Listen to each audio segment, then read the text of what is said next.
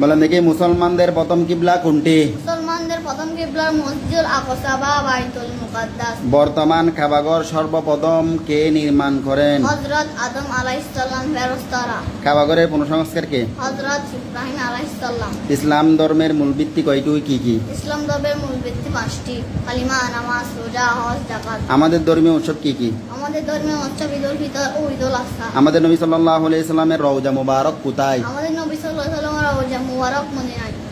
ইসলামের প্রথম মুয়াজ্জিন কে? ইসলামের প্রথম মুয়াজ্জিন হযরত বেলাল রাদিয়াল্লাহু আনহু। পৃথিবীর প্রথম নবী কে? হযরত আদম আলাইহিস সালাম। পবিত্র কোরআন কয় পারায় বিভক্ত? 20 পারায় বিভক্ত। আল কোরআনের প্রথম সূরার নাম কি? সূরা আল ফাতিহা। পবিত্র কোরআনে মোট কয়টি সূরা আছে? 114টি সূরা আছে। বয়স্কদের মধ্যে সর্বপ্রথম কে ইসলাম ধর্ম গ্রহণ করেন? হযরত আবু বকর সিদ্দিক রাদিয়াল্লাহু আনহু। ইবাদত অর্থ কি? আল্লাহর গোলামি করা।